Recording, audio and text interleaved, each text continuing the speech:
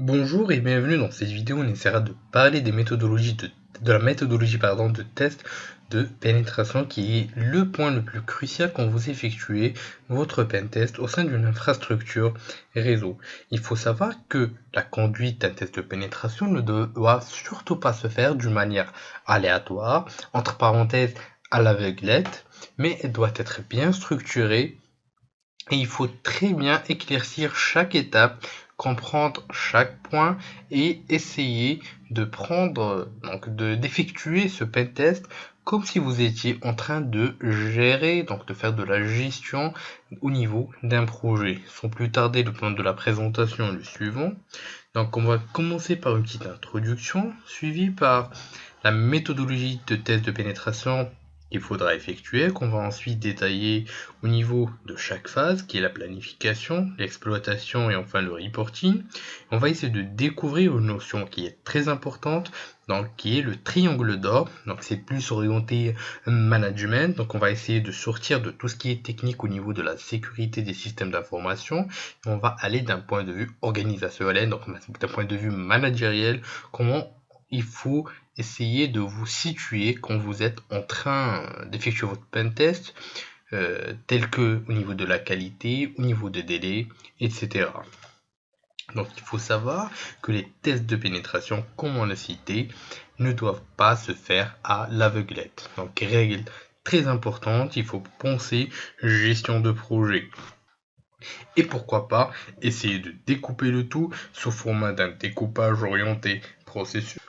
Et quand je dis processus, on peut dire par là un processus pré et post pentest. Donc il faut surtout quand vous êtes en train de préparer votre pentest avec votre client, donc essayez de gérer ce dernier tel un projet. Donc on a ici un petit exemple de cycle de gestion de projet.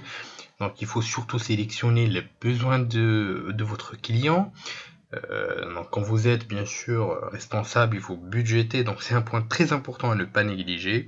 Il faut ensuite planifier et doter des différentes ressources afin de pouvoir effectuer à bien les différents points donc au niveau du pentest. Donc surtout la planification, il faut faire très attention car par rapport au deadline, donc c'est donc les dates limites des livraisons des rapports donc du reporting.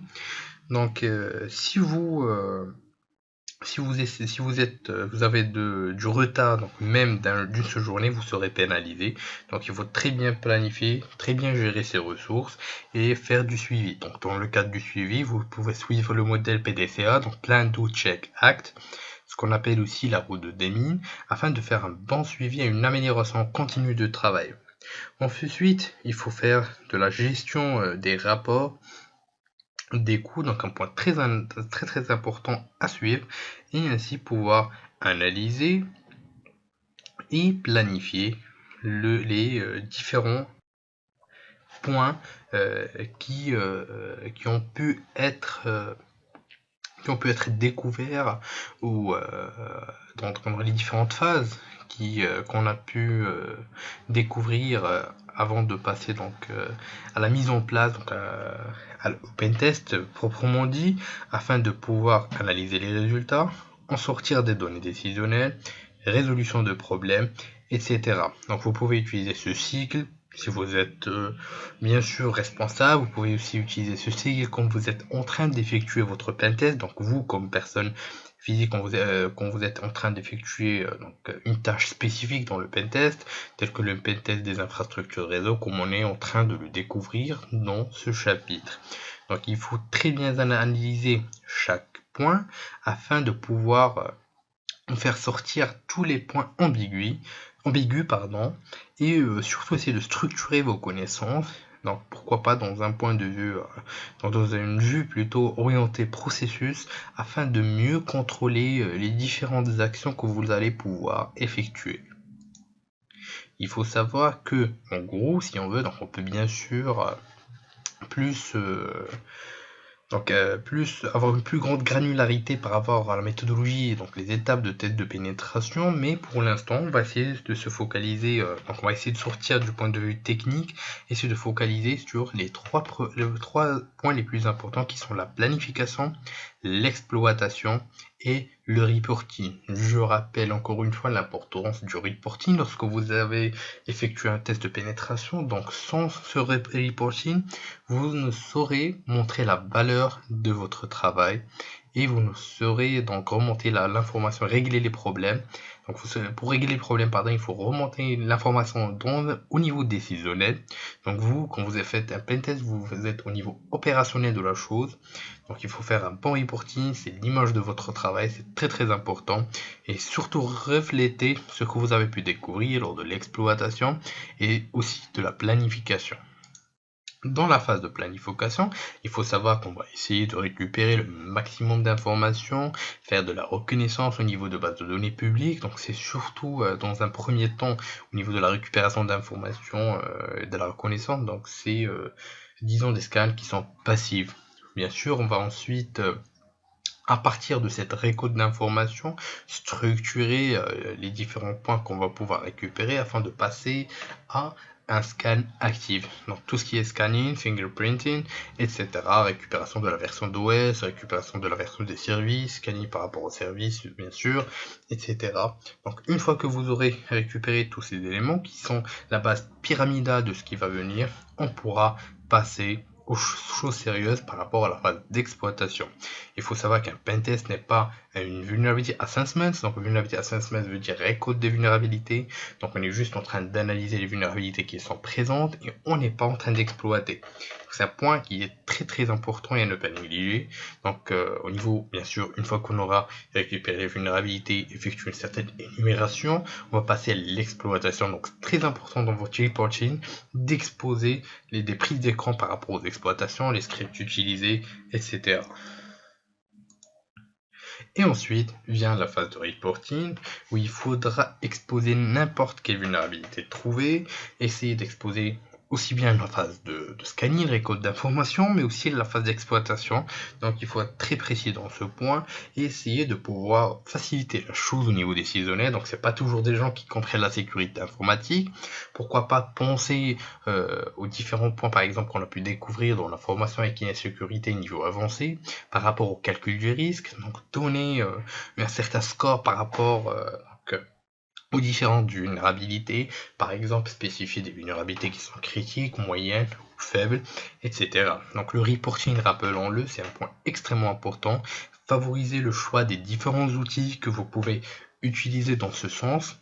Donc ils vont vous aider aussi par rapport au reporting, noter tout ce que vous faites, donc c'est très important, et essayer d'exposer de la façon la plus simple possible votre travail. Pourquoi pas suivre des normes internationales. Donc on a plusieurs normes telles que la norme IBIOS, la norme MEARI aussi, donc qui sont des normes utilisées d'une manière internationale et qui vont traiter aussi bien le niveau technique que le niveau organisationnel de la chose.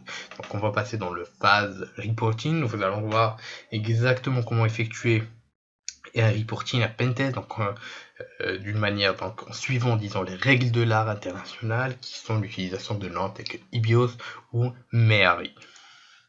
Enfin, il faut spécifier donc ce point qui est extrêmement important et que les responsables aussi bien que les gens responsables bien sûr des différents pentests. Donc quand je dis responsable, je dis aussi bien au niveau opérationnel que décisionnel de la chose. Donc il faut traiter, je le rappelle, votre travail comme un vrai projet. C'est un projet. Donc il faut ne pas oublier les 3 points les plus importants qui sont la qualité, le délai et les coûts. L'idéal, c'est de se situer donc d'une manière assez équilibrée dans ce triangle. Donc si vous n'êtes pas dans ce dernier, donc il faudra spécifier votre travail. Donc c'est très difficile d'être au niveau d'un point de vue équilibré du triangle, mais il faut essayer de se situer au maximum. Donc bien sûr vous aurez un choix. Donc principalement dans le système managériel, on a un choix entre 2 points. C'est soit le délai et le coût, donc on est là dans une certaine agilité, c'est soit respecter les délais et la qualité, c'est de la réactivité, et respecter la qualité et le coût, donc l'efficience. Donc c'est rare qu'on trouve quelqu'un qui va respecter tous les points qui ont été spécifiés. Donc il faudra essayer de situer ce que par rapport situer, donc vous situez par rapport à ce que le client, donc par rapport aux besoins du client, pardon, à ce que le client désire. Donc il faut très bien réfléchir à ce point, ne pas oublier ces 3 points. Que vous soyez au niveau managériel ou au niveau opérationnel, il faudra très bien penser à ces 3 points et essayer de vous situer par rapport aux besoins, par rapport à ce qui est demandé et ne pas sortir du cadre du projet, du cadre du cahier de charge qui a été effectué par rapport à la demande. Donc c'est très important pour un pentester, respecter le cahier de charge, présenter votre travail de la meilleure manière possible, et surtout, donc quand je dis présenter, c'est ne pas oublier l'exploitation. Votre travail doit être surtout un bon travail de qualité. Il faut que vous respectiez les délais, les deadlines, tout en ayant une vue sur le budget du client, vu que vous êtes en train d'investir des ressources. Et je le rappelle, que vous soyez au niveau managériel de la chose, au niveau opérationnel, c'est la même chose. Essayez de traiter votre travail comme un projet, que ce soit un grand travail ou une petite tâche. Donc c'est très important. Et ne pas oublier l'amélioration continue. Donc le plan do check act. Il faut toujours être en veille, être en avancée continue, être en apprentissage continu. C'est très important en tant qu'un pentester. Il y a toujours de nouvelles choses, toujours de nouveaux challenges, des nouvelles exploitations. Donc c'est très très important. Donc il faut toujours suivre l'équilibre du marché, voir ce qui se passe. Il ne faut jamais croire qu'on ne sait tout. Soyez toujours en apprentissage continu. Pendant cette présentation, nous avons pu découvrir la méthodologie, autrement dit les étapes à suivre quand vous effectuez un test de pénétration. Donc nous sommes sortis un peu du cadre technique de la chose et nous sommes rentrés dans un cadre managériel. Nous allons essayer de préciser quelques points. Donc surtout essayer de prendre en charge le pentest comme un vrai projet. Essayez de vous situer, essayez de bien comprendre les besoins du client et ne sortez jamais du cahier de charge. Donc et essayez d'être le plus efficient possible. Je vous dis merci de votre suivi et à la prochaine vidéo.